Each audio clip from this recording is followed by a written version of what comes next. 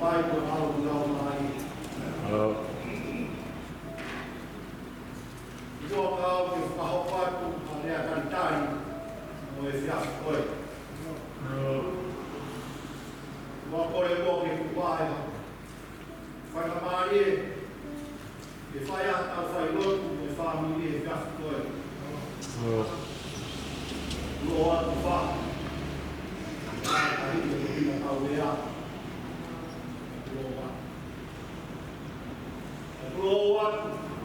Ai te Temalisi. Tuitupou. Mea mea whakala ke pā. E kumua ke ua whaiha. Angotu whawhita. Whakata hei te Famili. Ai hei. Sia te ka. Tawa. Io ta. Mā te rita. Anuai whakatehita.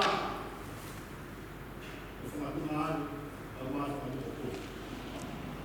Kai tarere ki mo tōku tō pēu mo nawa pahe Fepueli. E tau kamata e tau Failotu. A tō kore. A simperi Tuitupou. E tau ia. E Famili. E whaha tau Famili. E a kosko ia. E tō whakahoka kurewa tau hokarapa. I e pō. Koe paru. Whepau e tau kosko.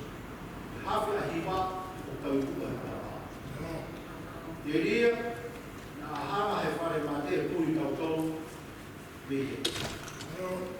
O korea, pakore mo, kore kia te tau, e te whai a tau whawhāmi, kamata he Fepueli.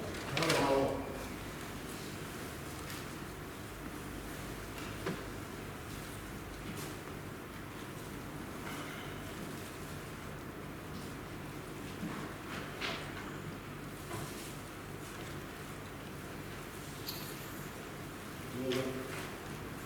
Mamata me pe ka pau Famili mo o mui mai mo mamata me pe lai vi mo me vai ke ke kare te mo.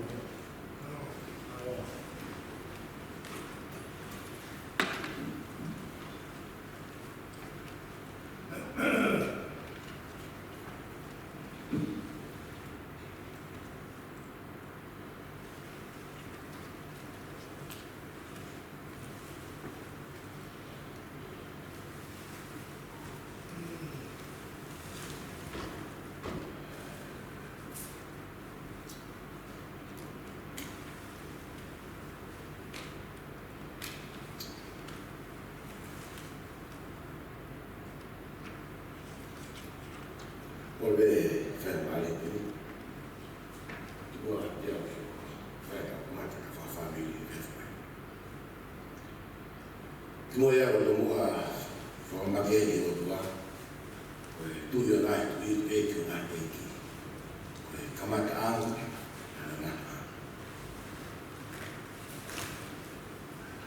Tu ko Famili ke o Fakaeiki sia mo piti.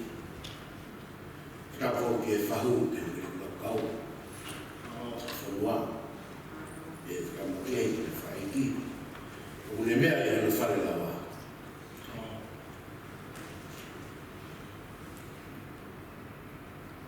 ai que questo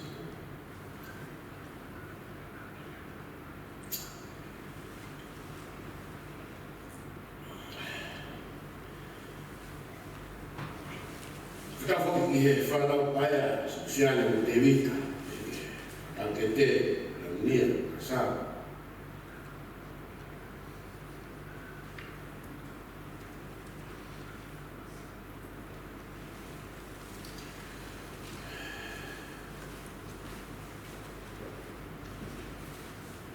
Fai te la mia ma sa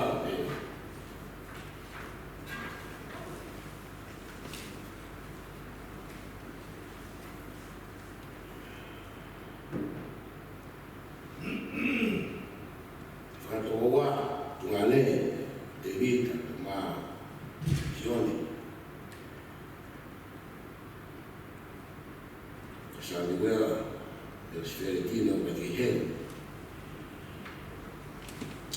O vive o whakapa kia hepe.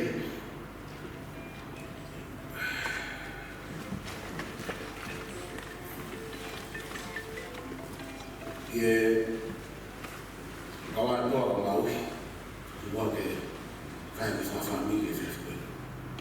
Amatatu. Mua ke kamatau o kore pēke tau. Ki o mea mua hini koe ni. Tongiao ono, tongiao kwa lono hini. Kore pēke tau. Kamatau ki hini, Failotu e Fepueli. E tongiao kwa lono hini. Kamatau o mea pei laa. Katapa sia i e whaamawe, manaki rangi o ki takipe, ko maroroia, korani, tau maroroia.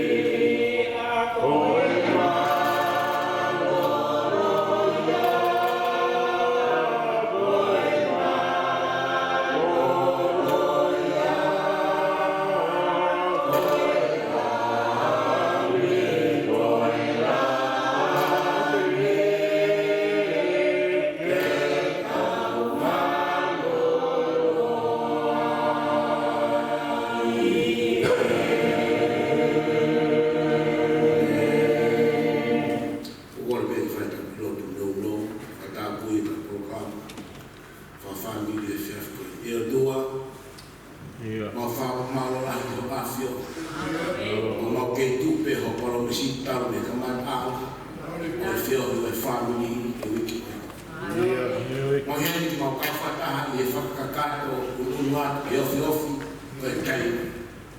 Mau whakawaya ni mo whatuku tangata ta heni o Temalisi Tuitupou. Kawhataha o koni o ua pakeni a whiona. Mnaki mau whawata e pōrama whawhamuni e whiawhai. Lotu i whaikāpu kina ai whio e kō mau whai. Ia me mua e a whiona o la wani e na nofo mbeni no me whio whawhani whakaama e Famili Tuitupou. Heni mau ranga he whada ai mau tui. Langia me a whiona. O Jesus Christ o mau whamui. Amen. Amen.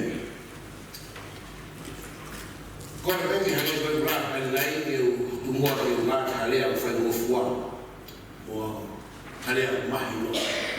Rito tau. Unun mai e polo krama kwen. O e tau whanau ke wholfra mahuinga apito. Maa ka haina nea kufirada i kene na honi. Rie kwa tau unun mai. E taini kwa tau peke ta whanau ke wholfora e otoa. Ato ke wata whenponi kwen. Kau tahu mana orang tahu ye invest kau ni, memang ni ha. Oh kita itu ni ada kau ni. Bukan itu tahu dia boleh tahu tu sih. Bukan itu tahu. Oh kita itu atau itu aku kita tahu dengan formula dengan manfaat. Bukan tu mana orang tahu ye invest kau ni. Kau masih bapa ikan. Kau tak faham apa? Jadi terua tadi. Para merata. Mana tadi mapan kau ini? Berfandong ke forfora itu bagai saya. Waktu memang debol dia sampai. Aku juga dia berapa orang hari itu tu kata. Dia kata. Berapa orang hari ini kawan alam ni. From the very beginning of this world, in a time of Noah, there's only 8 people alive, and the rest they all died. Why? Why they died? Just because they listened to the word to the men of God, the prophet Jonah, but they did not obey the word. They didn't listen to Noah, sorry. They didn't listen to Noah. They didn't listen to Noah. They all died. To prove it again, how many people they alive at the time of Lot and his family? Only 3 people left alive. How many people they died? 2 million people are died, including these 3 nations beside Sodom and Gomorrah. They all died, dead, destroyed by God. Why? It's just because of disobeying the word of the Lord. In this case, it's the same thing in these days. Let me do this little part in English. I feel like I have to share something in English. You know why? Listen to me, I tell you this one.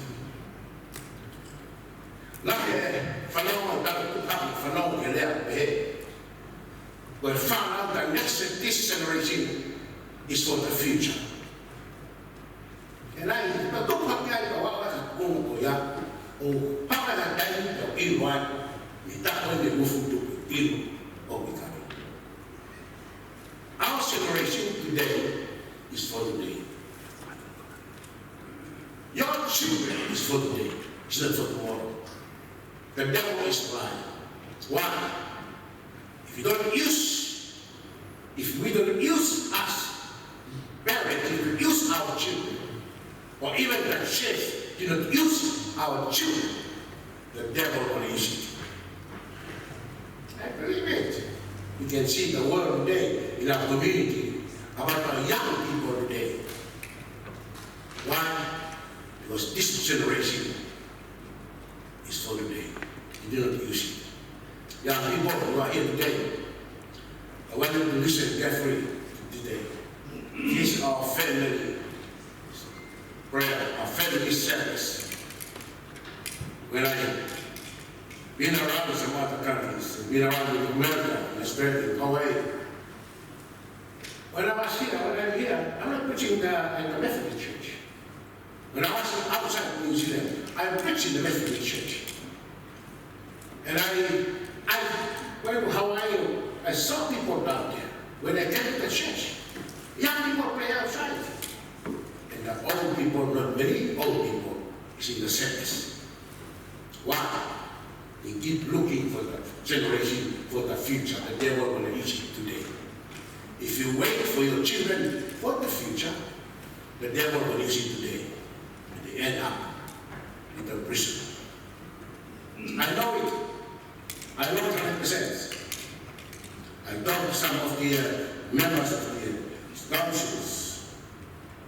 But let me go back to our family service today. Let me say this one today that I'd like you to know that every funerals, there is only two places.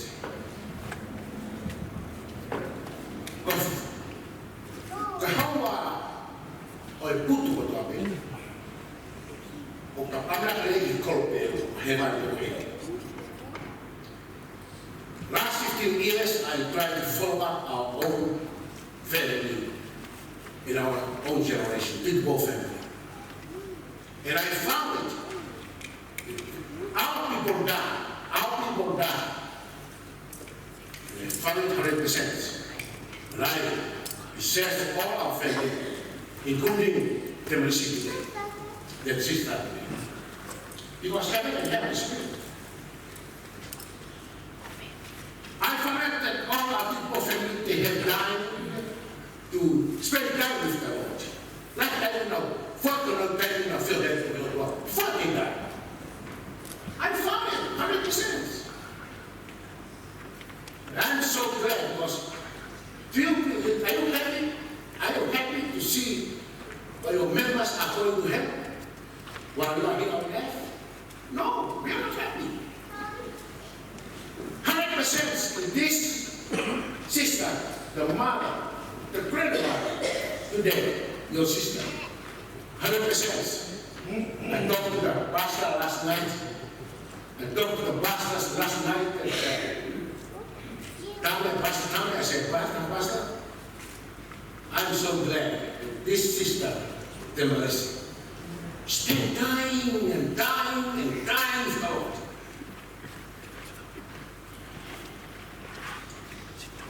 Let me go back to the word.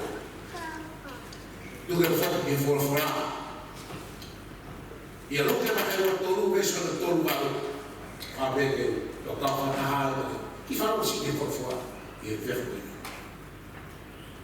Berfalea essa tolwanu, ela todo foki e ruma ya teia ya sisu e kolosi. Então ele é fakiriki, mulher fakalatila, mulher fakepelu.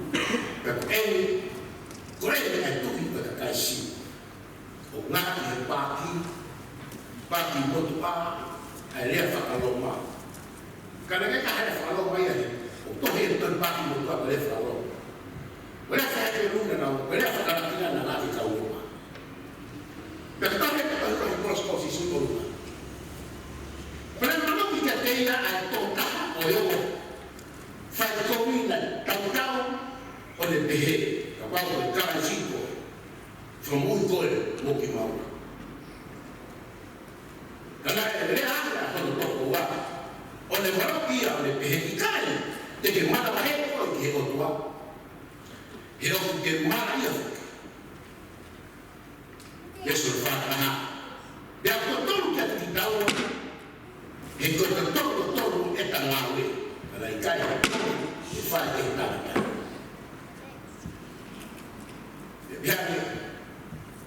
ella que así su que Maria o que cá que punya e Maria o biar sesuatu dia. Kau cara orang kiat kau, dia tak ibarat semua orang. I I believe that you understand what I'm reading and talking to you today. But I understand with you about there are 3 parts. There are 3 beds in this state. Number 1, Kolomotua is number 1. Dead in sin or die in sin. Number 2,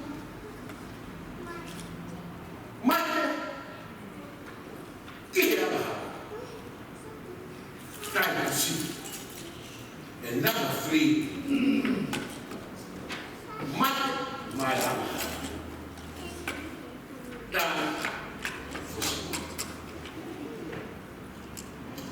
I believe that we understand what I'm sharing with you today about on these 3 people that died hanging on the cross. That one died in sin. They can do it as Jesus. They can blame Jesus. Hanging to that thing. But is everything right written at the top of the cross? When they do it, I see. In your Bible at home, you're going to tell me I'll be a go behind and put for a laugh of people. Che tu in ecco si subassi a io ton tapu I apio dominia io ton tapu I api ai nati lea se kala ko fata mo ko sisu Christ ko awa. Yeah. But this man, he died because of sin. Dalle fiere, tu culono, te fiere. Ma bello che non lo doppia che assiso. Per le donne che assiso. Che volte quel cara sicco, ma fai fa lui. Come gli metavo a colpa l'ultima ora. Ma che gli è la farò una parte questo lì. Saya mabe I like to talk in the word. Saya kalau mabe for start for not for the first step for. So the man talk is on tahapalo. But beso tahalo mas mahirap sa ko. O kapag patuman for not to kita to it tweeted that beso tahapalo. For now beso tahapalo. Pero sa kanya. The kaya tweet niya o ikay sa mga iyan. Kapag ikay tweet o fabara yan niya. Kaba kakoy at ikay tweet o fabara yan niya. Ito, famili. Kakoy at ikay tweet o fabara yan niya. You young people, he who believes in him is not condemned, but he who does not believe is condemned already. Come back to you. No. Famili. I beg it to you.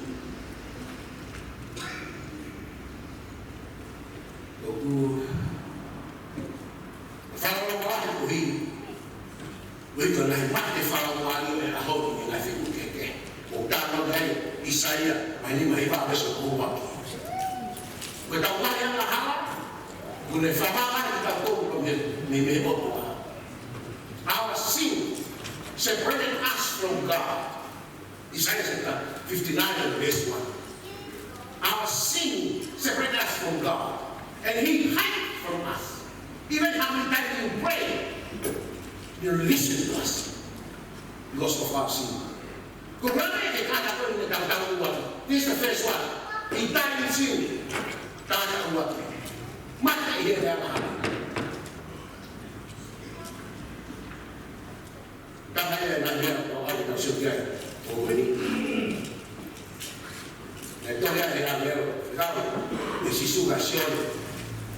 She says, Lord John, the Apostle of John. She says, Lord John, to write this one.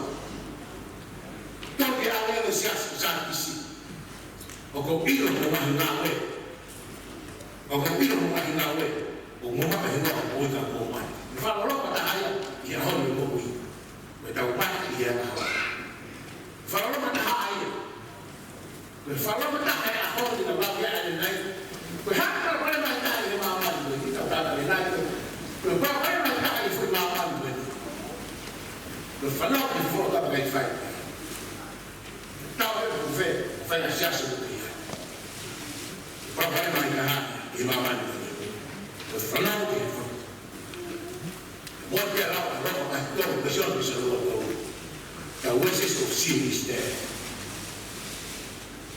Ma che ya tau famili. Fai ficar o lo é. Já se ne ko ti si si ne rai to. Ko famili o fi ye te. Ma ben mo lo pe, vai dai la ka. Fai ficar o reverend ma ki sfina e if. Ma ki sfina. Le mate o lui la mu. Toto na ko na ko ki ko ya. Ona le mai na le o tui e ko ka na mate ko to. Toto yo da. Mate ko to to mai. Eu mate ko to to. Ya vai si fai ko ni o ya ko le na tungane. O le ilo le ko tungane fe ficar fo. Da me fai. Aqui está na fai tudo. Ko ya. Da ma kis. Come é que a fai putu? Da fai cai não vou falar. Como vou não. Da uma mistura tem outro fai. Fai putu. Fai hini, não queres? Da uma kis, da o abi mai daí, o que mais? Da me vai kis. Então o do fai putu claro, do fai putu. Não vai ficar aí matando. Cai tanto faz coelho, tanto faz coelho de pé. Há faz pé, faz ficar que para vir lá do coelho tama. Tanto mais que gosta de estar no lado da vida, não tem detalhe. O fama o foco. Porque tem algo aí que fama vai dar. O dom a de har que ele é, mas ele pode por lá. É com lá. Então, família, durante a semana de Noa, então vai ter second, tá? Mas de Noa, então vai matar o William, mas não vai, que é a tá sim, na minha mate, quando ele mata que é a eu digo na raia da terra de forfora, tem a que assistiu, que mata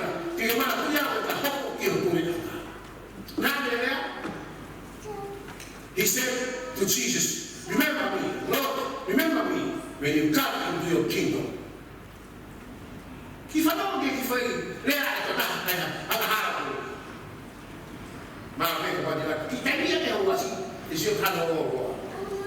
Lord, remember me when you come into your kingdom.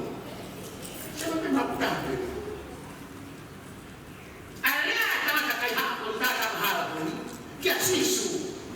Como é que eu mate? Que é a de mate do cara que faz aqui? Porque que é a Jesus né? Que não se pode ver. O pai de família. Família do bom. Não é que Jesus. Mesmo Jesus que é teia. Eu ia para cá isso que eu vou correr. Quando morre o cara eu vou correr. Para cá isso que eu vou correr. Fala que ele é assim. Ele é assim. Ele foi com ele. Ele vai para cá isso que eu vou correr. Ele está no nome. O tal foi a que está indo lá e o tal que fala no outro morri. Então vai ficar com o ia, não se conta. Tá para ficar com o ia, ou não se conta. Quando for assim, this is the first fruit of the gospel. What do you understand? You hear me? This is the first fruit of the gospel. That Jesus died on the cross. And those who believe in him shall be saved. Because for why? I do not have power. One way for frappe, a fato da cultura e fosse sucati de família da dor. Confiando que qualquer pecado do dor, o inforó da tainha, mas do dor. Como é que do dor? Como é que mais a mahala é do sisu? Distância. Verse 1. Dai. insane. Number 2, divorcing. Number 3,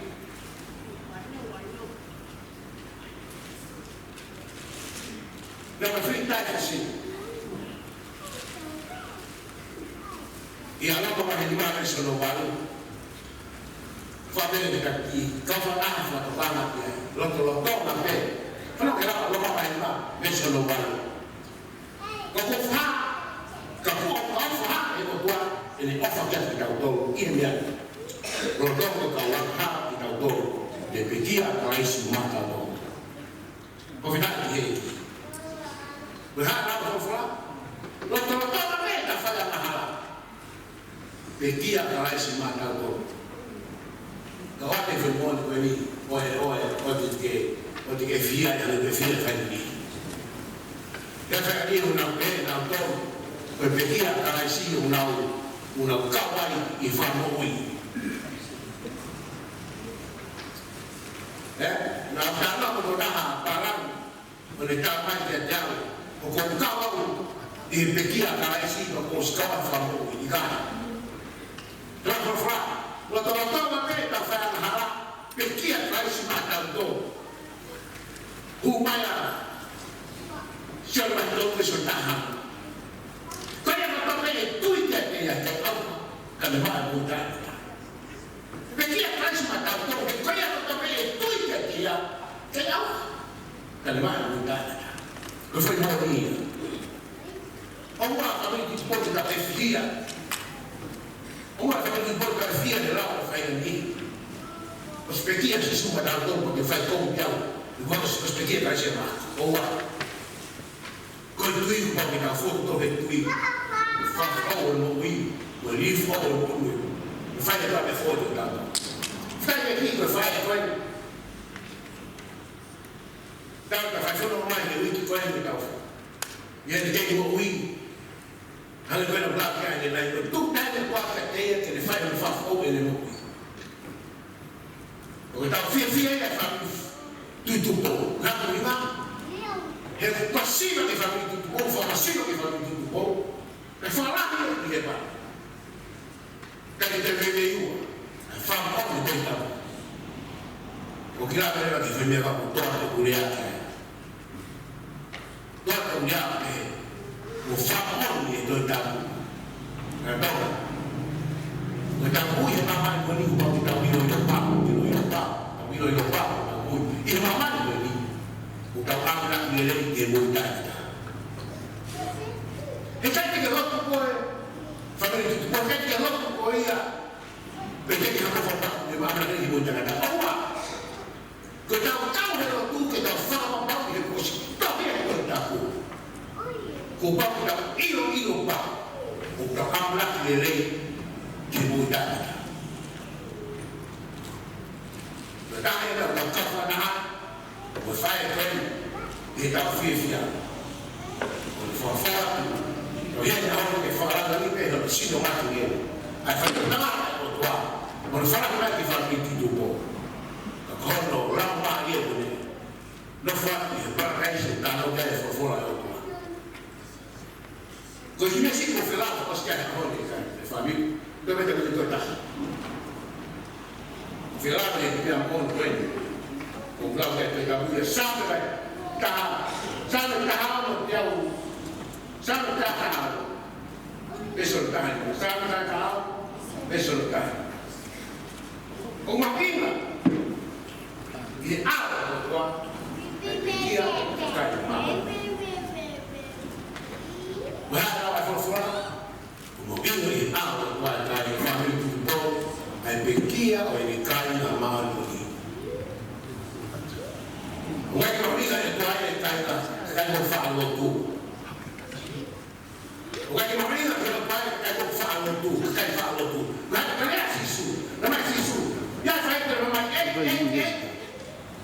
Kata semua apa yang dikira. Kita biar balik ke rasis, yo tuan. Biar balik ke tuan, ke kai, markon, kena amrak lelaki kemudah. Kota ini, awak, kau berfikir kau fatah untuk motor berfikir apa ni? Hai mapinga. Kita udah orang ini kimur kata. Mungkin kita hai dia kofi kau ai fi. Kofi fausa dia fi. Famili Tuitupou. Famili tak kau nama lawa for apa. Fedalo aqui, e esse nosso Fepueli, está no lugar, e como a falar o chinês, e também na frente do fora, chega o pé. Vendo falar, toda não me paga, eu estou com esse novo, porque eu falo assim, falou que falar, eu bloqueei o falo, que te haguei, que já está doido, na orelha falar, vou ficar lá. Eu me sinto sempre. Como é que ele faz fraude? A época você tope. Mas lá no barro, vai fazer isso dele. Tu que o mate, alguém mate, aí mata comigo. E tentava o que falar, eu morro do isso lá. É? Tu que tu que tentava, ao mata lá, vamos matar. Tu que tentava, por isso lá, conforme tu não é coisa, eu matar não sei como. E vai agora, vou estar lá de agora, o guapo dele, eu digo que a rainha faz uma área e vai agora, que está guapo ali na rua, e vai lá no bebê mas todo vai ter um grosso. Patopeos, não foi feia de rio, não fez nada aqui aí. E como é que dizemos concluído, uma calma está ali. Lá é Failotu, tudo no alfaiate, colega no alfaiate. Está imaginando que eu matei. Mas vamos falar aqui, mas vamos ver bem muito. Não foi aqui com tal tapa para fazer o Fepueli. Porque pelo menos ele foi alto. Ele tem lá que filho dele para vocês. Está logo que me dá. Mas ele a pé. Ele não se for a pé. Mas ele foi para fora, ele voltou. Ele lá que deixa lá voltou. Eu matei. Para não dar. Como matei. Já visto fora de lá no outro que é mais. Como matei. Já visto fora de mais de manhã, já lutaram para queimar no cavalo. Já visto fora de mais de manhã,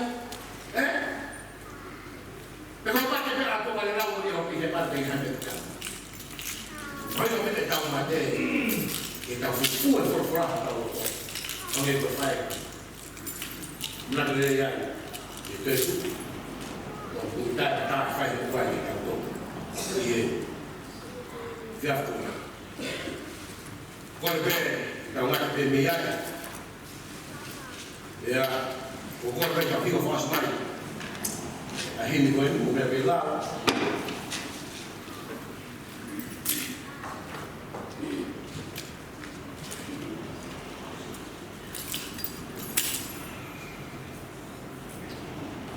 Colega já foi.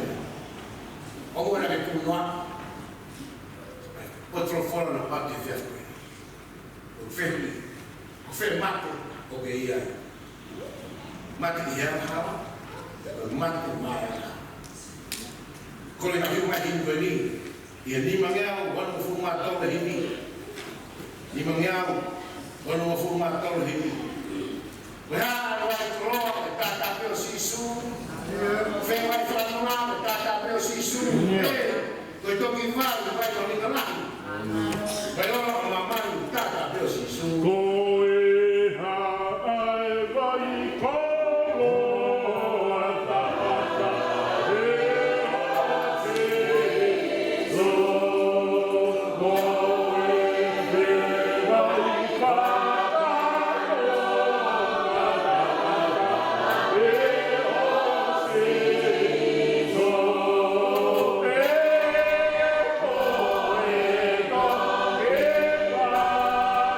Bye.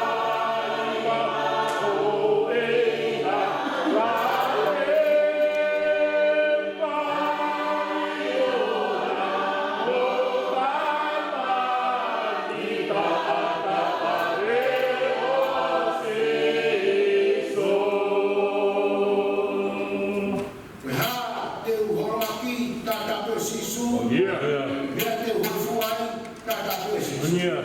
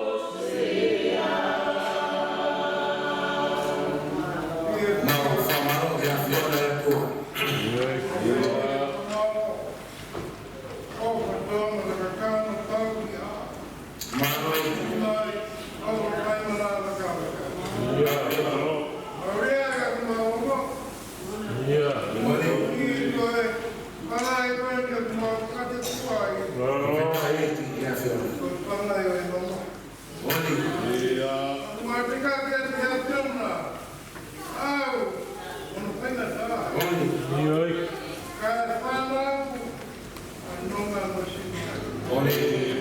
Eikä kamaria. Temita. Mä oon sen tuli.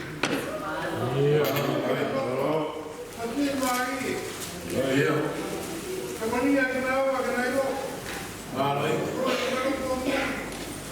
Iya. Ole. Oh, Fakaeiki. Failotu dele. Tudo é grama mais. Agora foi. Ole. Que maua comi aí. O ilo ia tinha como tal. Uma prova de cair. Ele agora que maua loi. Foi muito bonito como mais. Ele maua muito. Ole. Foi maua ele. Foi porque ela mais. Si kau nak lakukan, kamu mau kata ya kami, kau ya tu Iya. kau ni siapa, kau ya nama ya kerana, kau mau ke kau malu ya deh, malu, kau malu dia apa, kau tahu ni, kau malu, kau tu lagi kesupe, kau kata dia amai, kau pakai famili. Masih asing, mau keluar ke Failotu. Iya. Mau malam kami. Mana? Kau mau dulu kau mau ke mana? Iya. Kau mau foto keluar. Kau mau datang apa kamu datang? Oh iya. Kau datang kau. Kau tu foto kolo. Alai. Biar kau datang datang kau buat. Mau apa mau apa? Biar kau datang ke malam malam. Ole. Mau keluar ke Iya. Mono mais do dia. Na hora de dar pulão. Ole. Como é bom. Como vai focar no nome é aplicar. Iya. E a moto como tem vai. Quando um dia vai de boa. Alai. E que como é bom cari é toi. Iya. Cari é toi. Walo. Agora tem a minha classe de coal. Como como Eu igreja vai dar bem com se supais, o ferro do que tamanho. Bem, eu não mais nada me cai. Eu não vou maria e família. Então nada, por calma. Eu cato vai reta. Oi, falta. E família tudo. Eu não ri. Vai ver o tanaka. Orang yang kau dibuat family ke, dia mai kau dibuat family sama dia tu, orang yang mai sama dia tu, dia family tu.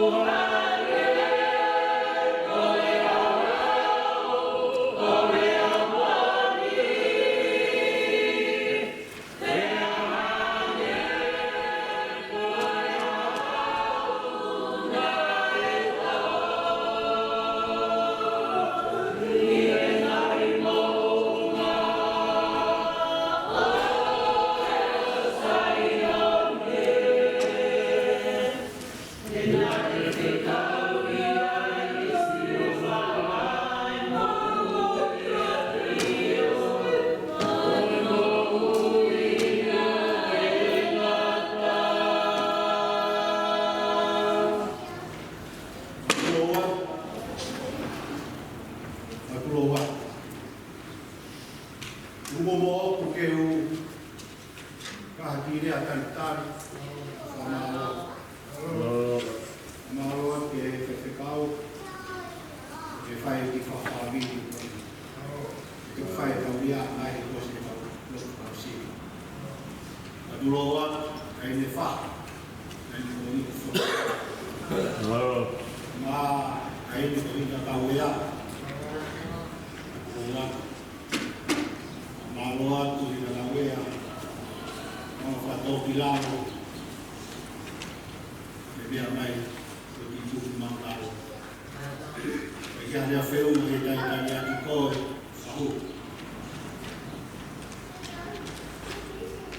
a Kolomotua, a ile Temalisi, Tuitupou, e applico mais uma. A mulher Temalisi, o fatomia, caetão, toca perro o falar de pá é tudo novo que faz fatomia e faz coelhinho cainha a parte de ser mais uma puta e família o valor da família o valor da filha é tudo novo que a tarde faz o que tem que tocar lá para coelhinho para o betainho oi capo falar aqui e os que me faz aqui para a beria e camataia me lahitaha polikoe e a Temalisi no mea a Coneo e whafofonga mai pēto a taha me whāpiri a mokorea ai pēki wāpame e hawe pēki wāka i tua e me taha o korea mo kai ke mo fuake e te whawhaita i whare nā koe whafonga e te kiata o whamonga upi pē pe kia a koe pe pakaini ia na koe koe kuni pe whai tātou whai. A ko kore whakore mōre ana. Koe whare. O kai pe a te whai tā a te marisi na me mai o toki o pe o hiki pe. O kore whakore mōre ana. A pau a tā te ahani te whi mau a hoko pai. O kore tai koe ni no whake pe tai te.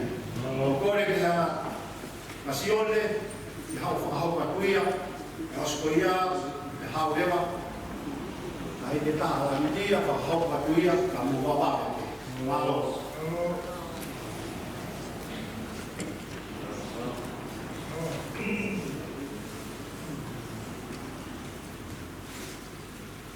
ka pe ki a fio do ma fio ka ma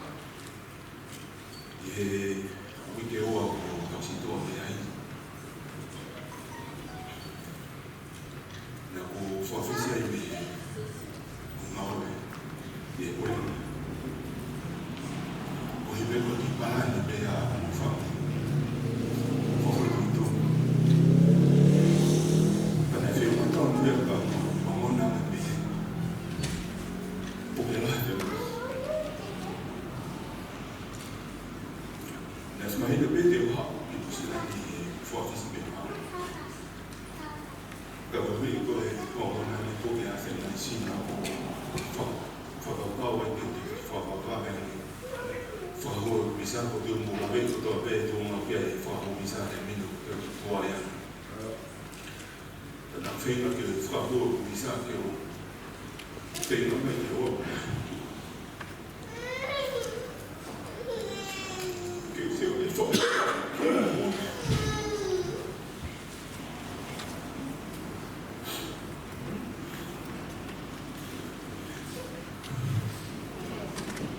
tem o curso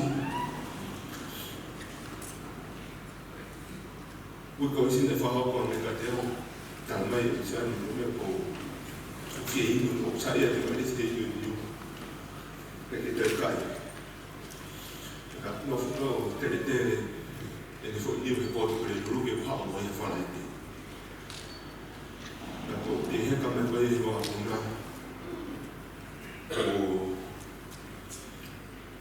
então, é que o define o projeto ou o forrama o rico de mais. Já me pouco me hano e vem o mais o que morre de mais como é na forma que o mais que morre de mais tá no. Cada feira que tem tá.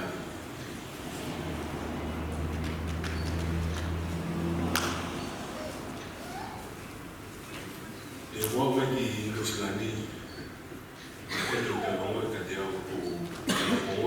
quando eu tenho uma mamãe, cada uma cadê uma filha, mantém, então,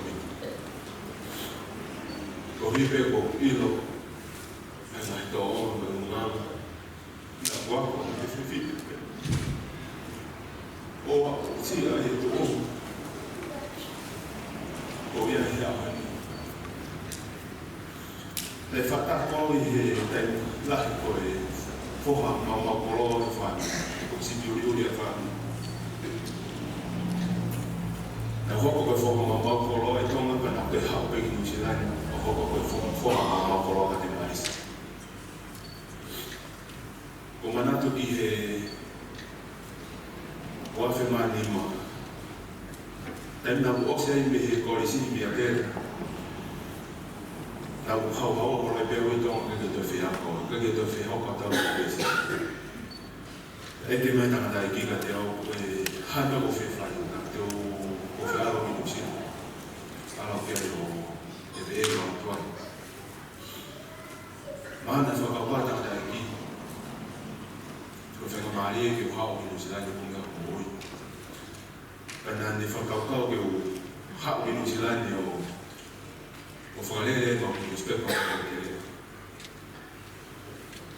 O Famili com o que mora o Famili no hall de Muslim, o hall para o Temalisi. O Kamatai no Fepueli com respeito ao Fepueli. Coi mau mau coi respeito ao Fepueli tanto é o Fepueli mau mal do Cianel TV, como que é como Temalisi. Como que calma hoje. Algo de Temalisi o mau ini mau. Pada forma itu tokoh mereka dia, yang no tokangan di Fepueli seperti itu. De mau fono mai be taulah no tokangan seperti itu. Ya, algo kata itu lah foto di office. Kalau mereka kata itu mitong o foto di office. Kita shop ni o ya o pengu. Dan aku Fakaeiki itu lama, hidup ini mabah yang ada Temalisi, hidup ini ofis, hotel di Fepueli. Famili bermain, dan mana mabah yang ini lima Temalisi, novel ofis bagi malah yang bagi komputer. Ini berhangai lau mahina ni mabah yang koya. Hau ke ofisi aku ini saya lain dulu yang masuk, baik yang masuk. Mahino kat dia untuk dengan format tua yang lain. Moi kai ta ma fo ki no ka no fai. La hilga mai la mai la me la o mata ki me no. Ki botare o ki fo ki me se va ko ma ele. Kai ma o hinga be fai ki mana me le ko ni ko na no ko ni ka ko na to ka mo no to ma a fe fine ko ka ko fe fine ni fo la ya ta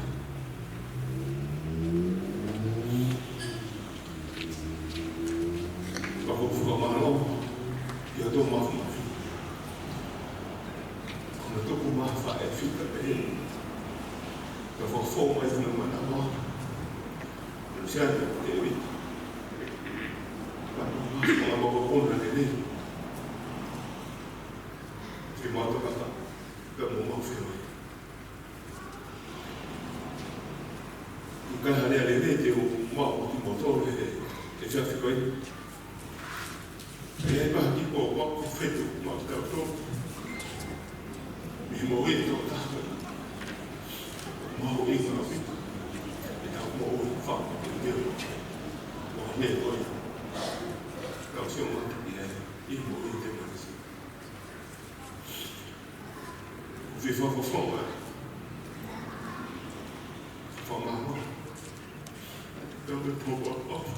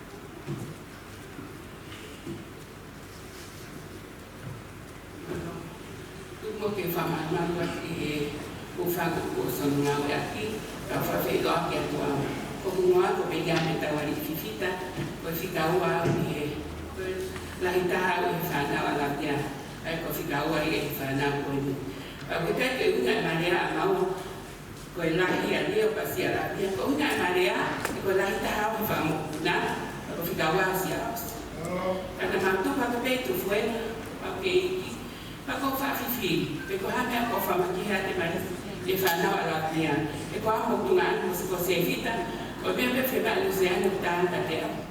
E o lea maka Temalisi. Ka plahi ne neo ana kia te amo se vita, e neo ke ne whanau. Peko tui peko ngako singahi whanau Temalisi mo. Ka asala pa te vita mo mea.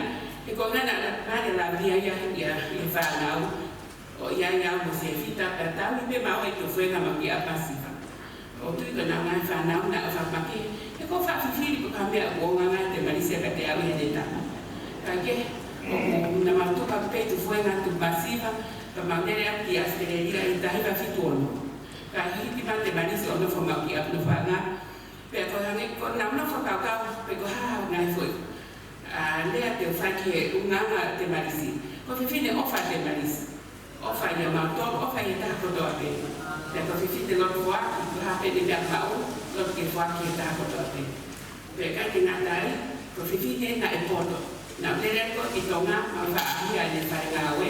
Pa mahino ke te au e poka te Temalisi e ngā tonga rea e ngā wena e whai e nai tai me karaka e Temalisi e tauka e nau sea ngā e whai na o varelahia pea koe whiwhine māo ke māo pe mea kotoa me māo pe mea kotoa e Temalisi pea koe kanga tai nai tui māo e Temalisi e koe ngahi awha mungo Temalisi na maulele mai 2 weeks ago na maulele mai me Australia ki he mamata he mamuko Temalisi ne tui kārohi nemo na fo i whanata kana ke kai la pe Temalisi o lopo he eki every morning te mawhanonga hiwa Temalisi i wahini kana ke lau i Temalisi i whanata ia kana ke whahapa me ka mato e ma oku ofa ke o tua te tui maro ke o tua.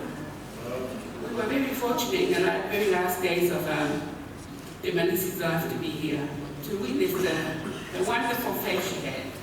Temalisi would sing hymns every morning, even though she was in pain. She would sing hymns in the morning, and she would pray. She would pray with my mother. Temalisi is my mother's younger sister. And she would bring my mom every day and talk to her. And that's one thing we witnessed. We saw my mom trying to nurse her half the time. She would try to nurse her, but she forgot that she's 73. She would try to move her around. But my mom really loved Temalisi so much. They had a really close relationship. I want to take this opportunity to thank you, David and Sam, for allowing us to share your mother. We owe her so much. Temalisi, thank you for everything. We have no words to say thank you. Because if anybody can get all around, I would have more safety. Happy to have not got any idea what they did. Temalisi gave her. And one of our doctors, Temalisi, offered me a capital. Rest in peace, Temalisi. We miss you. Thank you. Oh, Father.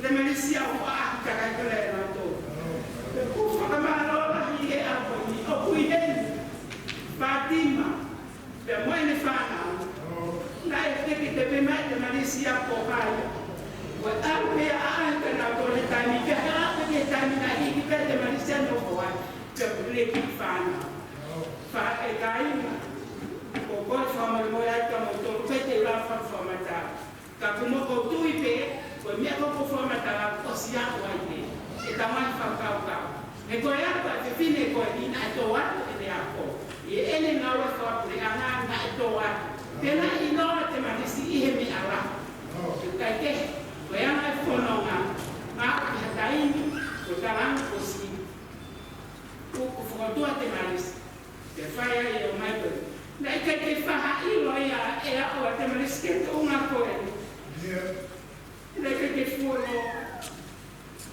perché mi fermo famili quello che te manestia quindi mi fa planare o to è te manestia da poi mi va ya na che la vaya tu quindi ti va lo tu anni che la vaya tu quando la va destra lo to o che la vaya tu na che la te manestia per to i compagni e buona da hika Temalisi na la pe Temalisi de Isra roto ba fa na roto la Isra roto e pe ase roto a pe la pe e Isra roto de ke osia to fa tum pe a fo ko e mo e ka ban ko hiva o ya fe hiva e Temalisi e se fa pe beste ta na ilo ka hika Temalisi fe se to pe a tu ni muy pe ki ai ka na me ke pa ma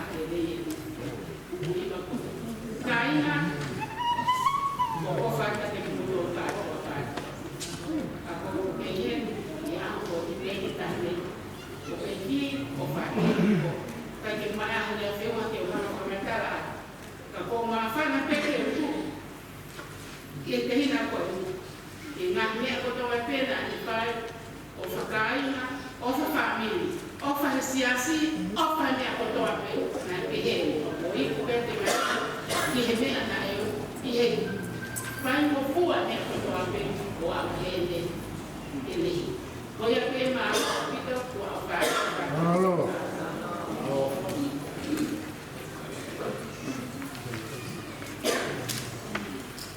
io ma quiero rita vita itali ko ya o fa fe ya pe ita wiwa a no lava ni lo so un día una vez me dijo que cogía lo so cogía pues también va a estar voy a filo aquí lo que quería acá hay gente que filo aquí para el de que lava para el filo aquí que casi que te fue que falta una cosa que se llama la culpa porque foi mais que o aula de tu a fa papai be tu o me diz tu va foi do final foi que ia tendo que marchi o mai quando ele tá viva aqui o tudo lá na TV da vida quando se tá não tava bem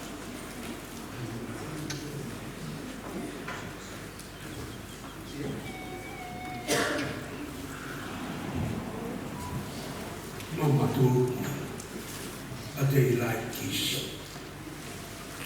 But what to found.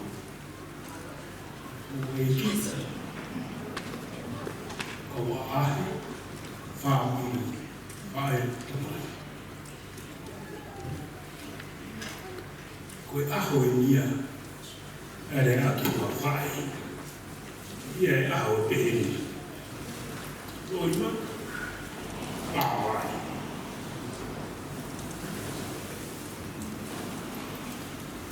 Ko Temalisi. Ko tāia. A whewhini whai o mō o kia te au I Australia. Su memory. me e whāme, o a telefoni. Eri, me lo e. O mai te o tāne āta. Famili Tuitupou, wena ki o pā. O fia ai, o koto. Just a word of the memory sweet for me. Whamaraka ki mōtō wātu. The man meri e kuma. Tāku nika ki mōtō wāne e whiwhia kuma. Wapata.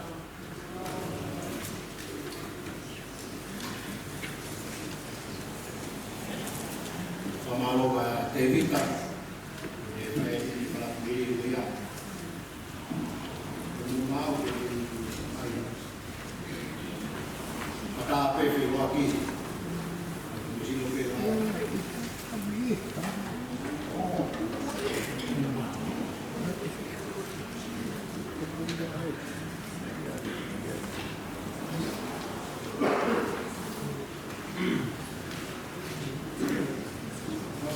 Oi, como assim? Vou pular lá em Taha. Temalisi. Lama mau Fakaeiki ki Fepueli.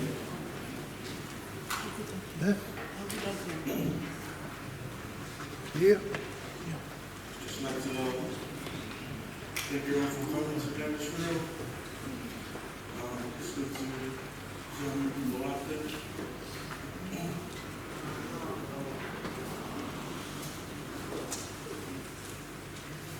Then I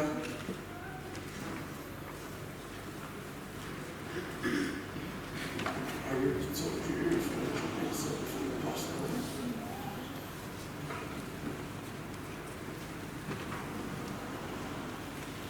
Just want to thank you.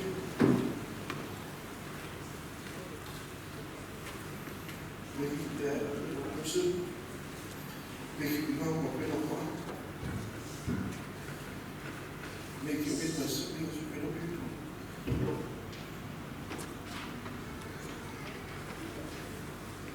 Thank you for loving us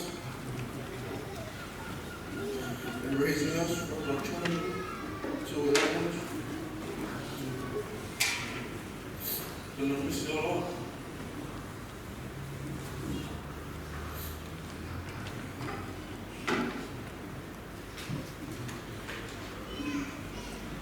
Just hope you all and our families, especially in Mama Rita. Just know we love you. Thank you for loving Jerry the way you do. And I miss coming here when I see you. I miss you praying and for 20 minutes singing every morning. And I miss you calling me, being angry at Brandon. And I miss you having around the house, watching Wilfred. Love you now. I know you're not good with this. Amos.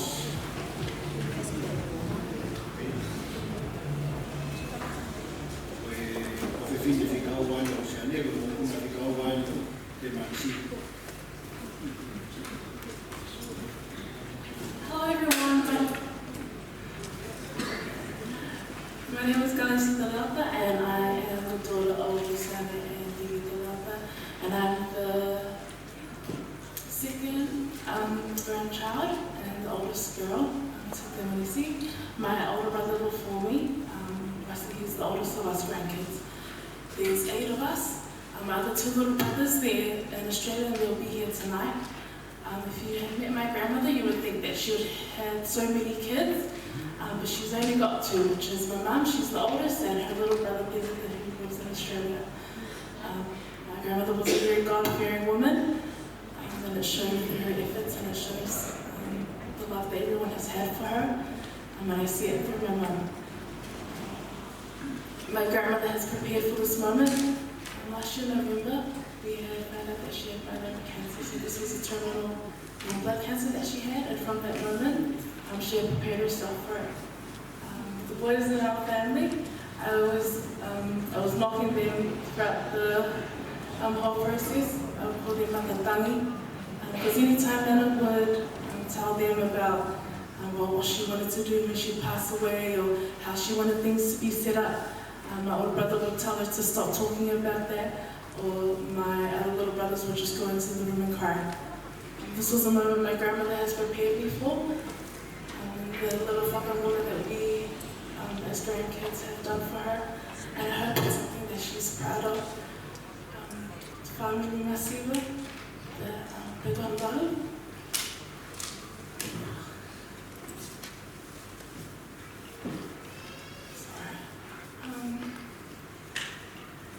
These few days were very humbling. On the Friday that she had passed, I'd usually leave to work. I start at 7:30. I leave to work and Mum will get her ready. This particular morning, myself, my little sister, and my mum, we got Nana ready, did her hair, put on her favorite perfume. My brothers had said bye to her. The night before, my eldest brother and my sister-in-law had stayed late at night.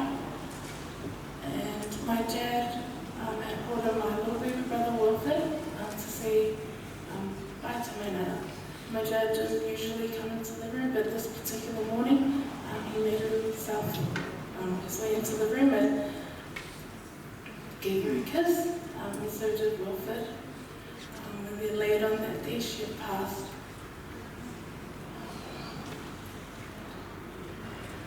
She's a beautiful woman, and I really hope to be able to grab the personality traits that she had.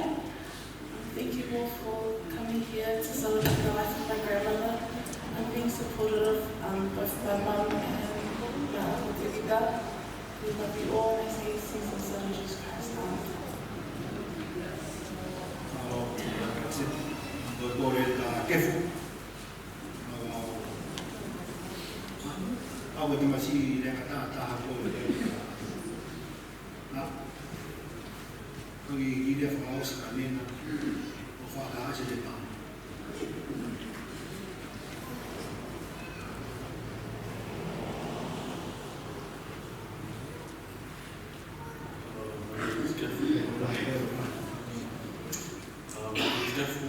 The third oldest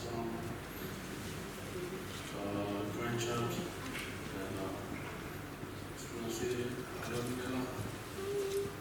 And so for coming, it's my nephew, and that's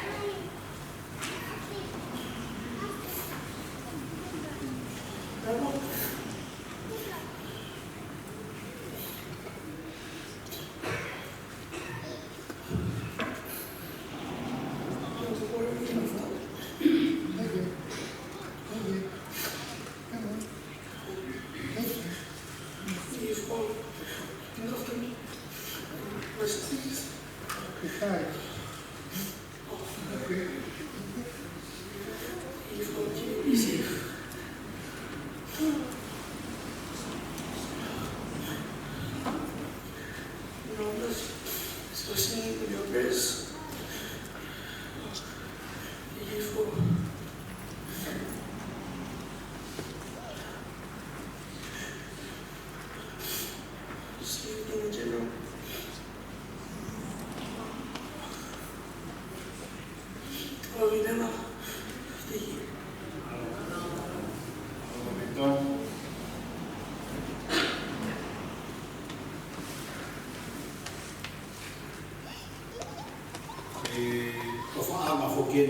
kia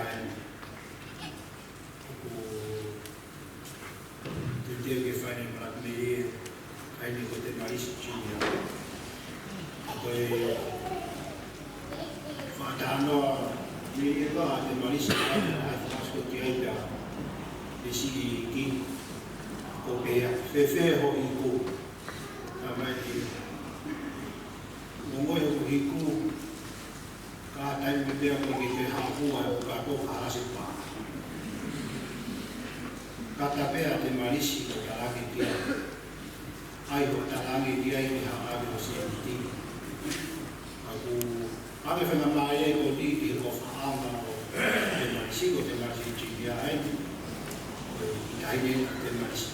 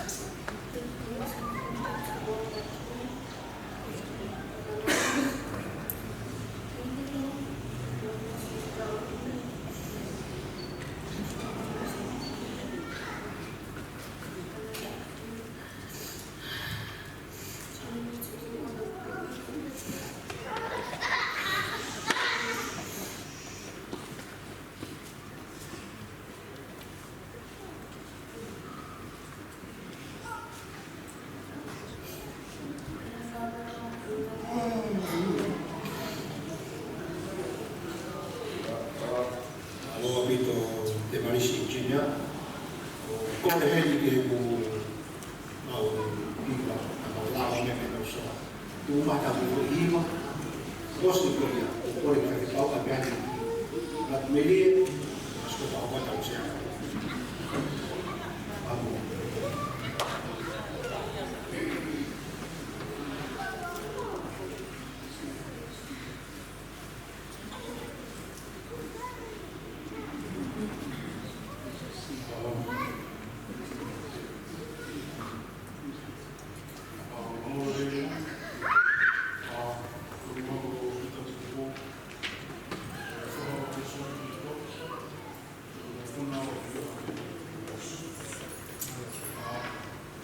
This is our string. To my right here is my older sister, Tuitupou, and just two friends from church, Rita and Jamie. We just came tonight just to play through this is we just come up with last minute. So I just want to apologize in advance if we start off. We just came here just because we wanted to create a number of this mother that is growing up here.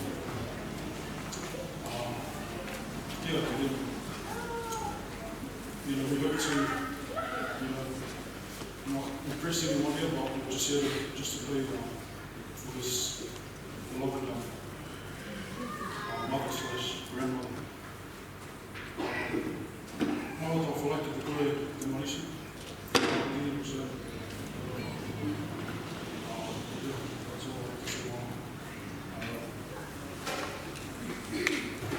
Alo Rita. Koe taimi koe whakahonga e koe e kukau tā mea e na piwa. Nā wakai o Fepueli, e kone hawhepe koe ai e iwa e kau tā mea. Ako kore atu. Kone Fepueli pepa e whaho, kone kosi. E kai me te atae ha o Fepueli mua. O kos tātu me whaho. O lawa kai ka pau whata Fepueli o e tai ko Temalisi, ata pe, kore ke ko nā mea ke ko hiwa. Pospe ko ia, me hiwa e tā, aka te kaua ni ki mapere.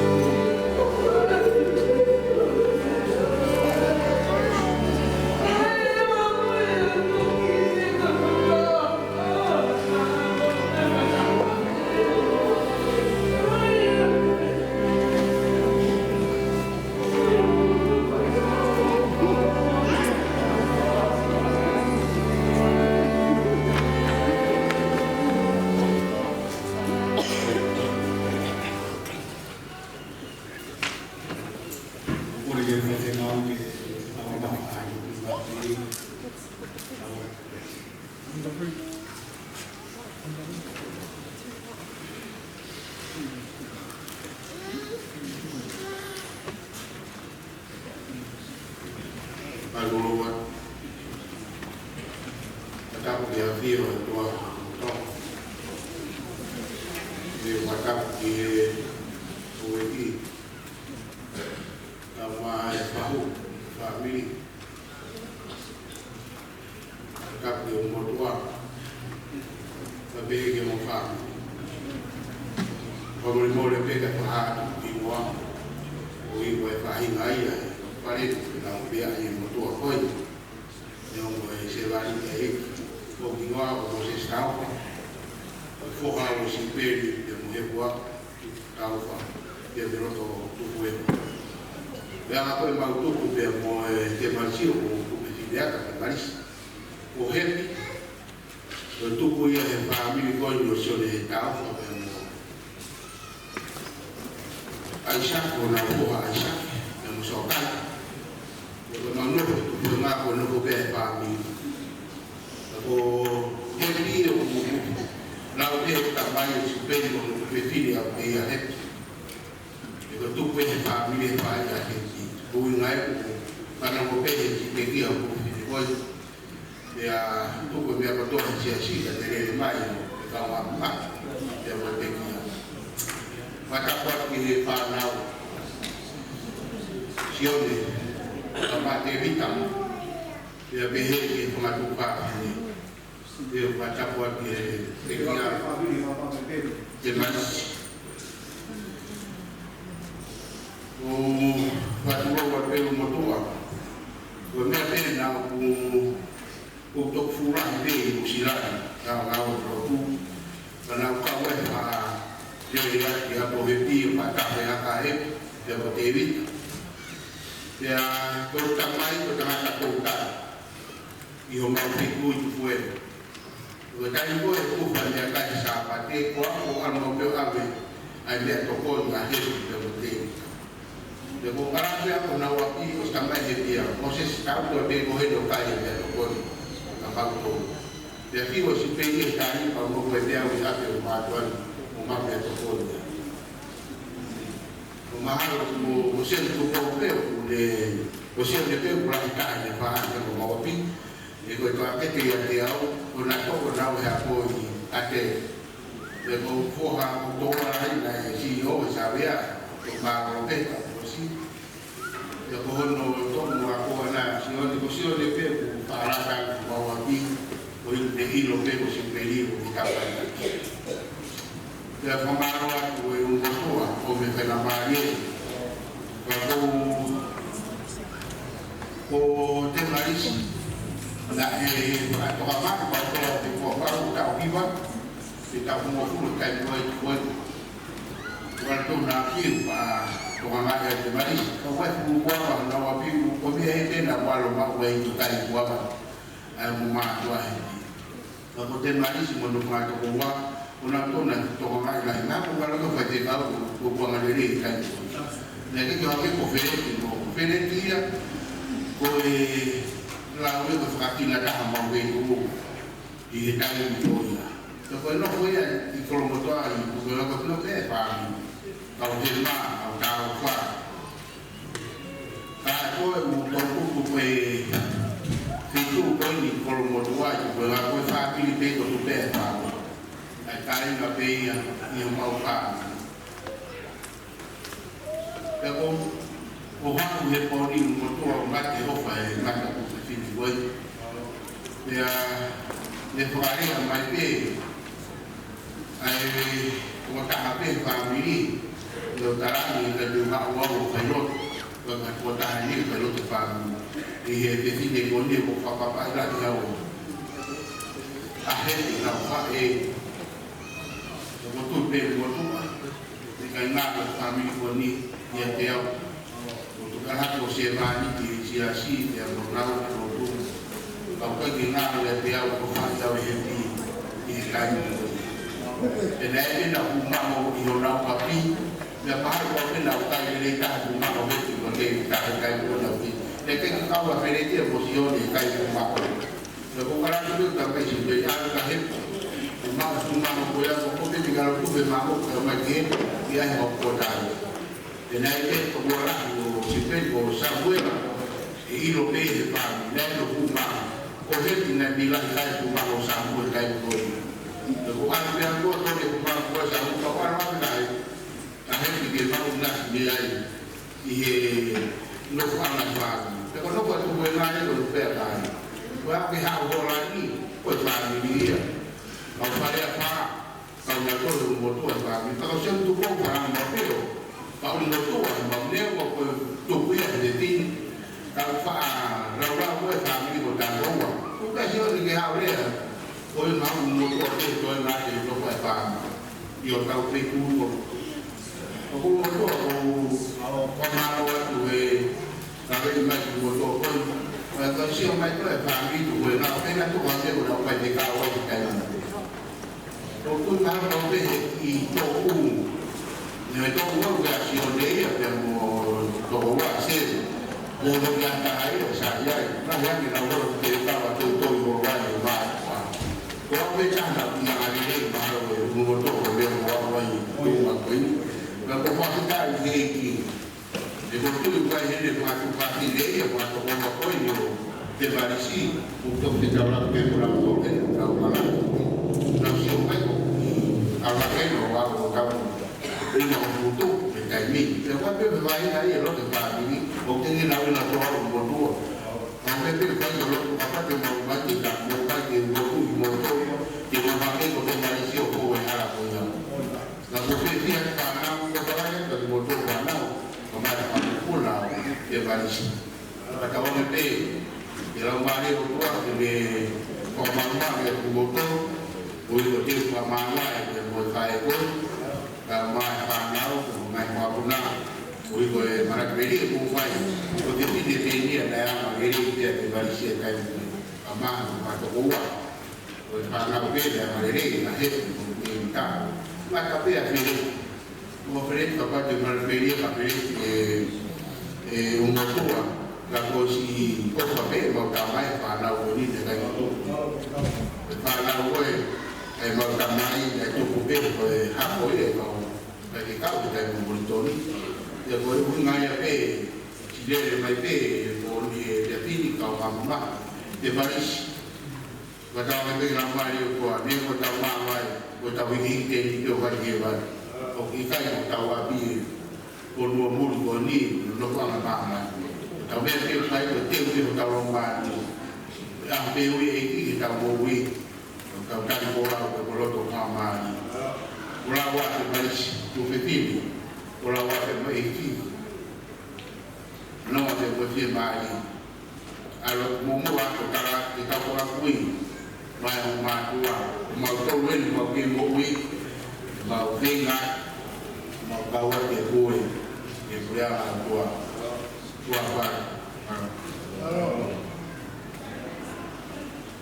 bawa ke Fakaeiki proses bawa isi budaya ni kami lawan mai ayam nak beli menai Fakaeiki ayam nak beli mau tefan ko ko kai kan tu ke lawan mai Fakaeiki nak beli mau Fepueli mau Fepueli também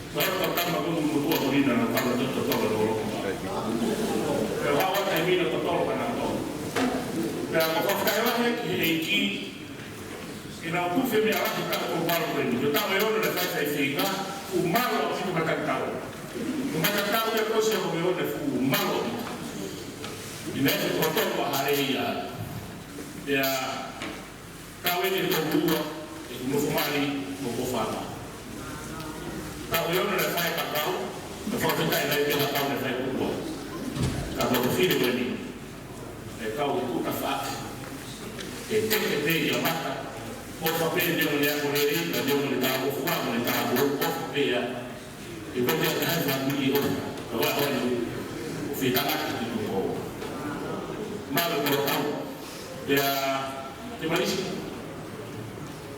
Ufala mtegia, uhalina mnao. It was a feeling that Failotu. Kapag yung pihak ko sa amin ko na itaw at ibitata sa ubat at itis. Ito yung feed ko sa minu na yan Temalisi. Ito yung mga fana. Sa kanya po yung Temalisi. Wala yung mga fana yung buhat na ako, Temalisi na kanya tayo. Momoko, mafana. Temalisi na limau na fena ako pataya. Kani ako ng Failotu. Kani tanda kay kapolopit at rodeo tanda kani ng Famili. Ba? Sabi ba? Na ako ni ba ni pula na ko tayo ko siya na ko fa. Wa ko pataya. Temalisi. Tanda kasione, ilo ko kinilo ay ofa, ko ofa ilo Temalisi. Coba que pehe na pula Temalisi bono ao iyo. Esse kaya aí. Bakit saya nagkuhahoy? Talo ang lawe kaya. Hanga siya na siya pa. Bigay mo miheni na hai family Tuitupou nagkuha kay Temalisi. Kaya di hawa. Yung mga bakit na rin at Temalisi, niya siya ni Monoa. Kung kuha ko niyo family, kung pwede, kung buwatan na Failotu. Kaya family. Kemudian lalu orang yang benar dari Malaysia, tahu dari Malaysia, dia berharap yang tangan tato yang demoi, katu yang suruh yang demoi, kerana ini dia tadi apa yang betul dah, berfamoni, dia orang tak kalau tua, berfaikai pun kata, katu yang besok, kalau berkai beda orang tua, bukan dari Malaysia, dia bertangan, Temalisi. Kerja ini ni, kerja buat apa? Ifai fita orang Temalisi, usah dia. Bagaimana dia terpilih dibagi ngau buah, buah terpilih. Kami ngau berfaham tak? Terfihat. Temalisi. Kalau aku kotor Indonesia, kalau Indonesia. Yang ada family, ilo Temalisi, ilo lah, ilo soal. Fakaeiki, kemudian kau yang mau Fatima, bila kau kata telefoni, Remember what you got a telephone to I had a place one now calling. That's how I go about. And I'm not the age. I go to put on what I make a meeting to be here. You know what you put to be here. But they were five people. You didn't be Kolomotua that was for Kolomotua. Temalisi. Toka kaya tamat di Fepueli. Kemudian kalau Isaya di Mahiba dan terkait kamera kepala ini fatogai. Bukan apa harus berfungsi di tahu yang berkait dengan ulur lima jadi tak tahu. Temalisi, Failotu. Halo, Fakaeiki, halo. Famili.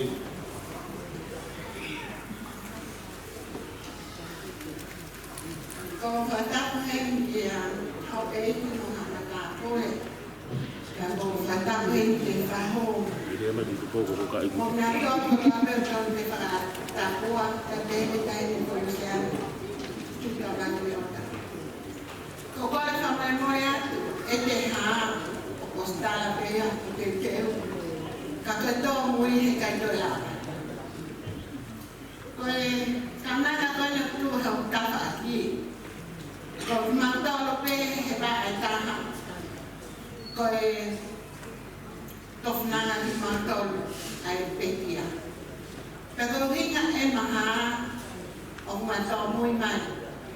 Kopi foha ko we fai na haki dan na tu ben mo ya dan pa ka ko fu ko fa mo le mo ya e fo no ma ta fai ta ta fa fita te me pe pu ke la ba yo ko ta na fa to dia ko ti ka na na ko ni ko to ko o fe fin ne ya ko mo ko puna o te vita hema aya na ilo ko te vita te pili ta ba fo kai o fe fin ne sa ne hema ya mo ta ina Kau tahu nak fakir, kau tahu nak tak iluan, ofisi ni yang awal tak pakai hem, okol. Kalau kau tahu nak ada yang tahu yang itu, mui berat, kau ni kamu mau ya dia makan aku, mereka ini kau mereka. Kau ni kamu mau ya Temalisi, mana Famili yang fight kategori. Hampir aku kesian mau, kilo lele kau Tuitupou kau Fepueli. Efesia kita lah kata que va a ver que mapa que ahora se tiene coeficiencia Temalisi na la causa di coi na pamata mai i tani na kinasa pe anai na iwe beta bate ni sa tanga e ha ko le ka te coi helo to na na wa pe ana kai tu ke ta fo ki di a ka ta ha fa ko le ka ko winga ko lunga na na ke le ke ta ko pe kai mo fuwa ko ko fa ta ko ta sa la ka ma ai ma ta ta mo ma ko ma o sa mai pe ko mo ta funa na ke asto mo ma yo ka le ki fa na ta ta blok ko pe e te nei va ta pe ko ko fa to au pi to ke te monton pe amo e ta fa to mia ma fai ka mo ele no wa ne o pe ma to yo mi to mo ka ke pe o fa mo ule na ta ya na matupu mai ai fa mai mo ya ta ni Temalisi ko mangata angai ta li pe me to analo ko ha me alu se ami ke ma fai pe ya ta skila pe ka Temalisi ko ma lo to o sta la pe ka lo se ko to a fa ye siana Kolomotua o fa la ya ke te ko e ya la minia pe amo Meriami, apa lah yang keting motor tak fong apa tak bero mo Famili, ya. Tua apa tu mesti fona atau mo yang pakai kancet.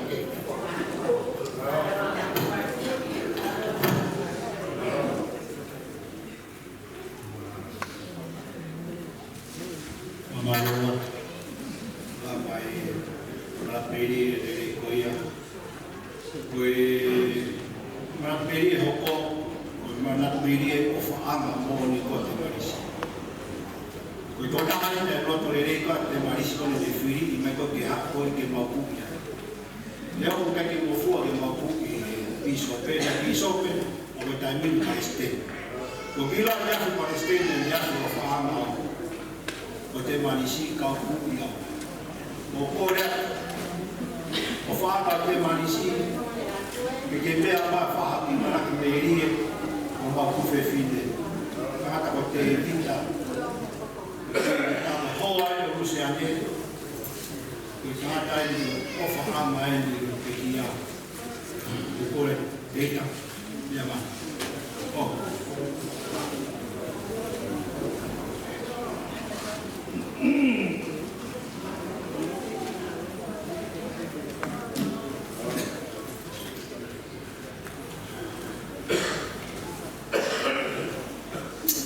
Tūpena whakatapu ki e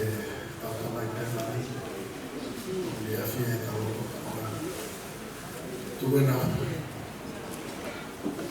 watapu he pekia, Temalisi Tuitupou, watapu he whahu, watapu he moiki tainoko I ne kaumea. Tuena whapaka te ngai tamai ma mai whae toa pe, ege tau mai whanau, uien. Tau whito ke Famili. I'd like to acknowledge President Stephen and President Ignano from the Church of Jesus Christ of Latter-day Saints. They surprised me today and appreciate for turning up.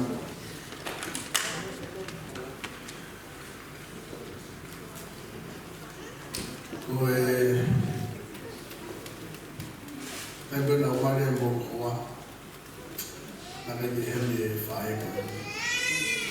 I go Alan and Kolomotua. Tare meu, mi tale wao, ha te Temalisi no fumo ki na to.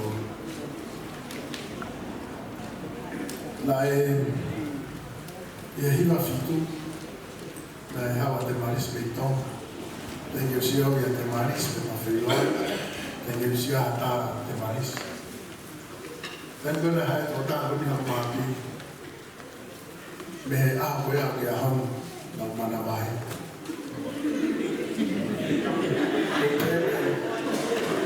Rai ha tau e whuunima Temalisi ia o Bosnia.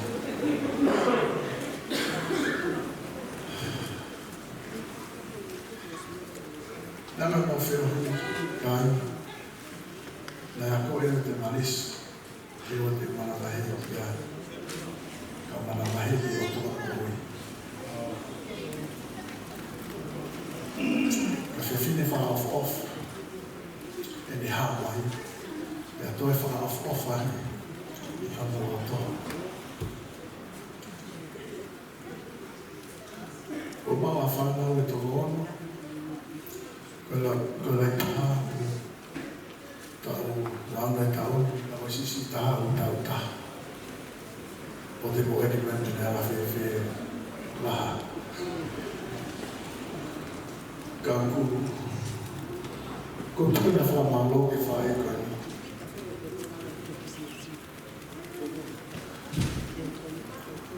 Famalo mati, kung ako niya ke potay mo tu, potay fua fotonia esiasi. Ay la mga kete, yung mo ni Lele yung kumiyay. Yung ko ito mo piso. Ako rin matapa president yung mistake. E siya susukalay sa magkakaroon ng aking buhay. Nakikinig na lang ako siya at patuloy ang mga katapon. Ay Fakaeiki. Dahil yan po.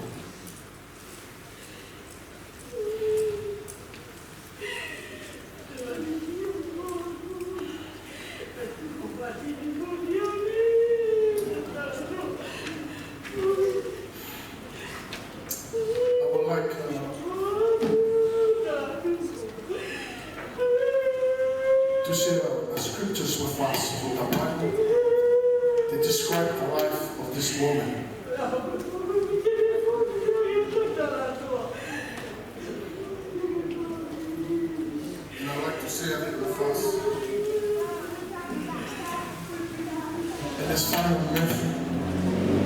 chapter 22, 37 to 38.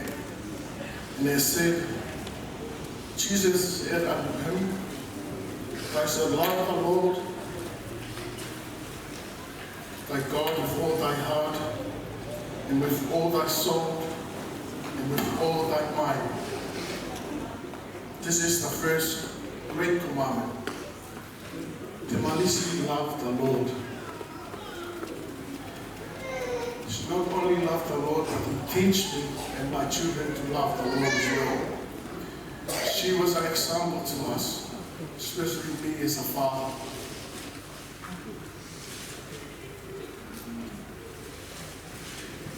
And second to it, let's say, thou shalt love thy neighbor. My understanding of my neighbor is my wife, my mother-in-law, my children. If I cannot learn to love them, how can I love my other neighbors? My dear brothers and sisters, this life is for men to prepare to meet our Maker. This life is short. I know there's a living God who loves each and every one of us. We are prepared to meet Him.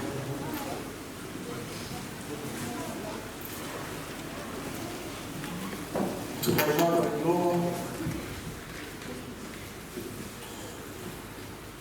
thank you for loving me.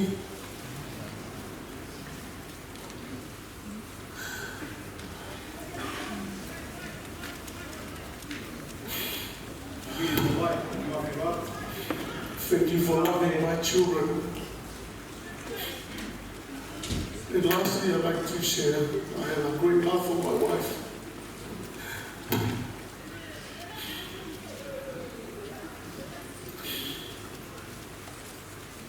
A great leader in our church said that every woman deserves to be loved and respect. It's something that I've learned, that I should always put my wife, any kind of woman, first. Love them. Remember that they are daughters of our Heavenly Father, and respect them the way they are. I know that God loves each and every one of us. Love those who are sick, love those who are struggling, love those who obey the command. He will bless those who obey His command. Jesus, I live with you in the name of thy Son, Jesus Christ. Amen.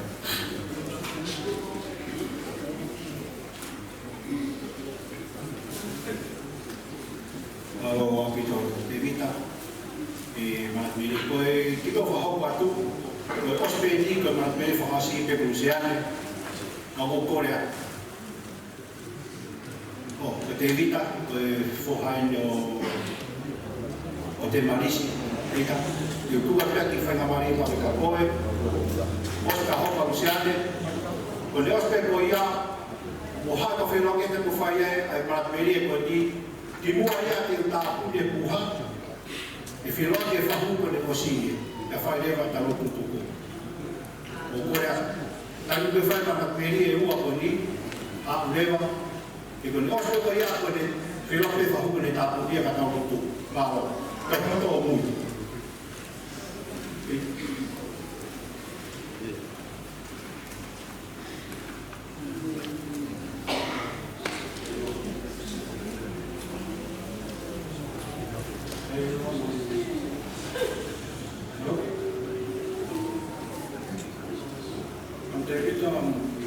Sunny's little brother,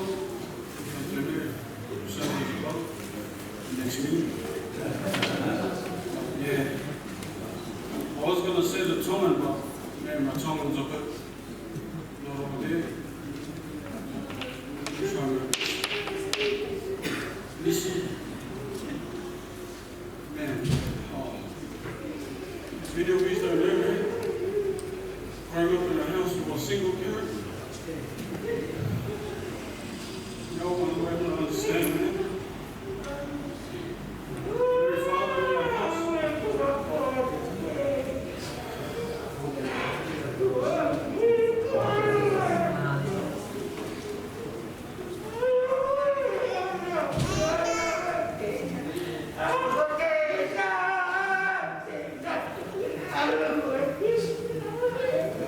Man, this is hard.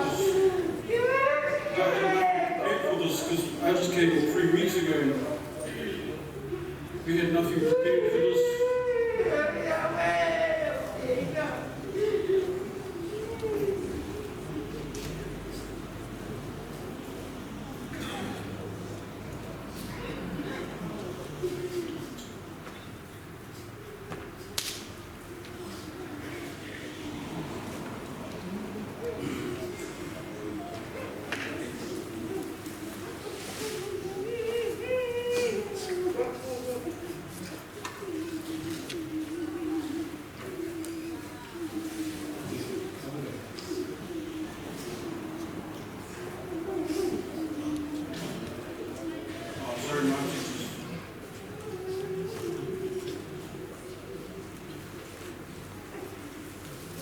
Like I said, I had nothing prepared for my mom.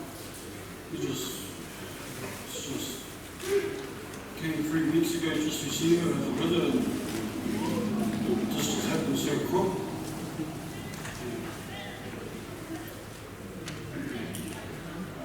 Man, I can't really talk much about that. It's just hard because Mom, I love you. That's all I'm going to say.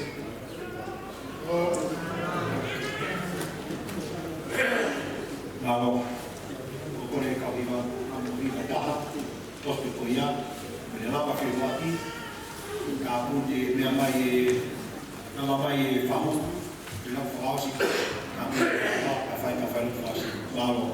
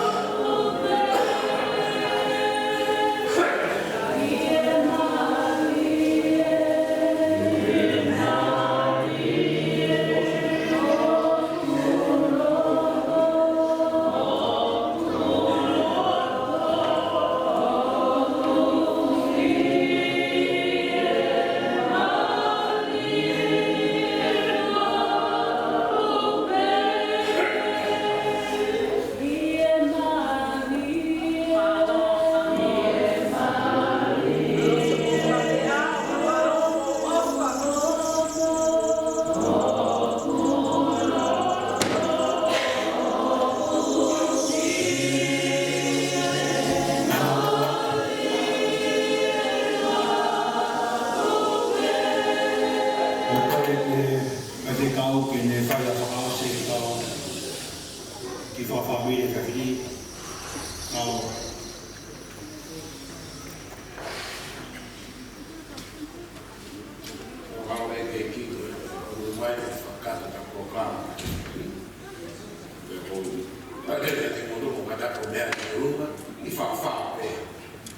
Força de proclama quando todo que comia mais, né? Que não é para fatar e aquilo, fala não é e fala já o que quando o cara me dá coluna, o faz fundar pé a colher o o mistério também não é compartilha a porifal, é que ela fala, o arrepiado.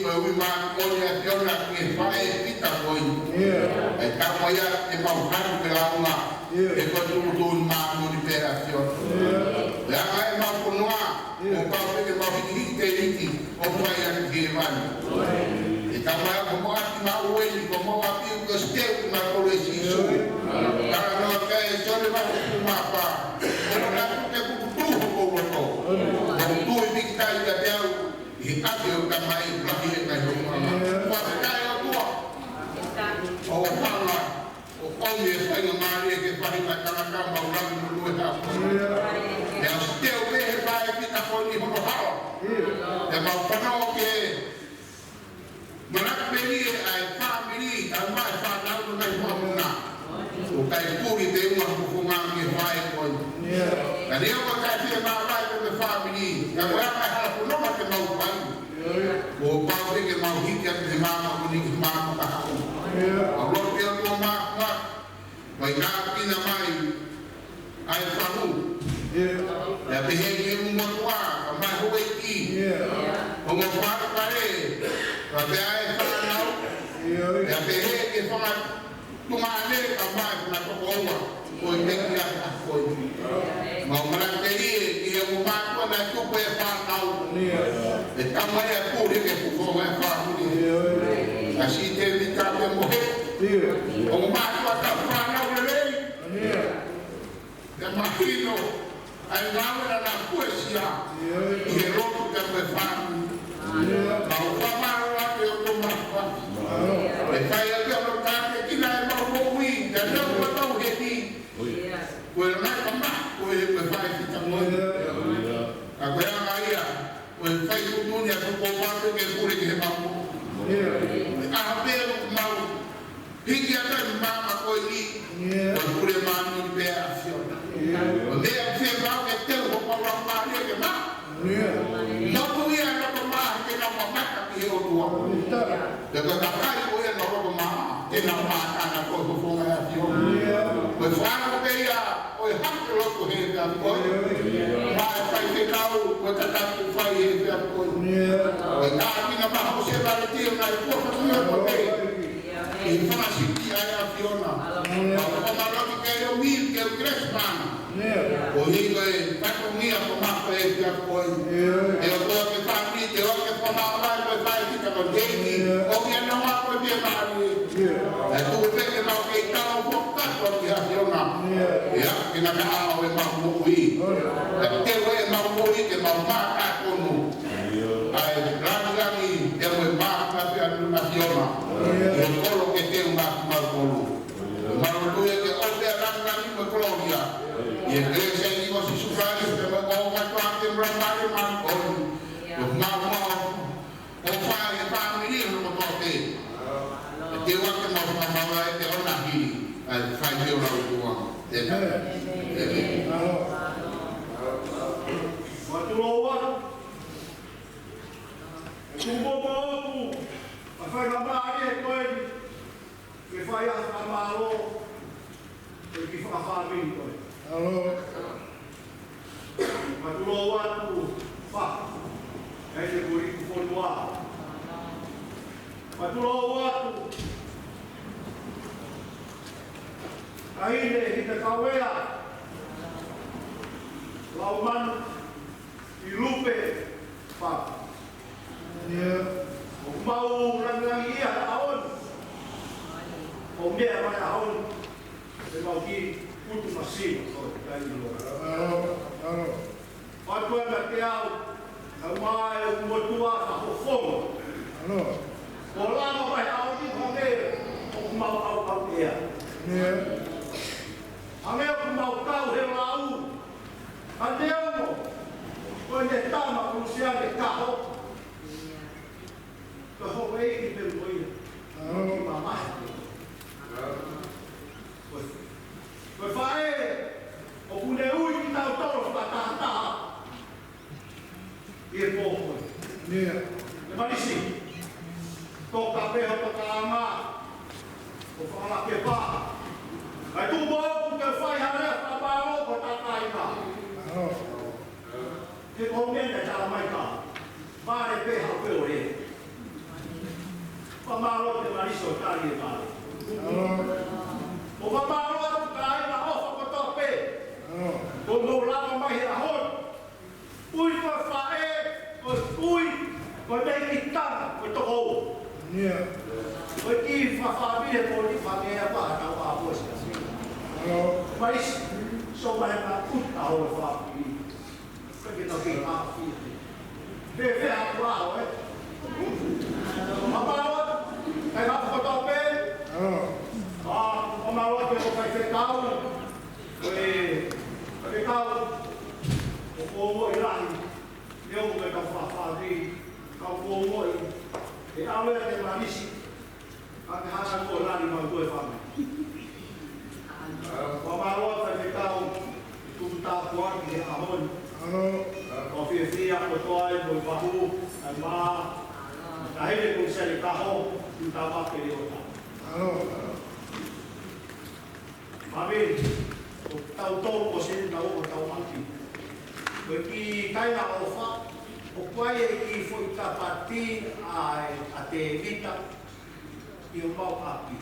Kapag keferawa kikiyay, niya kaya kita ataki fa mo obo. Bagi tutuli ka pongpongi. Kai tatau he ono masila papala ko ke ono fato tau kamata e tau Failotu na ko Failotu ia ai siasi tai o fai te Temalisi ke na fai na tol ko ka ko ka ko a o ke to ke lulu ke ta toki malangai fai he kai a Temalisi ko ia pe kita tutun fofo matu eu botua, eu leva malanga tawa.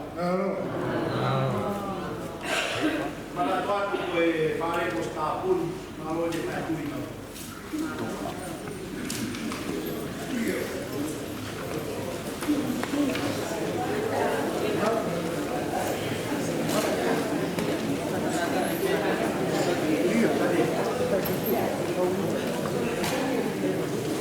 Mani, lava.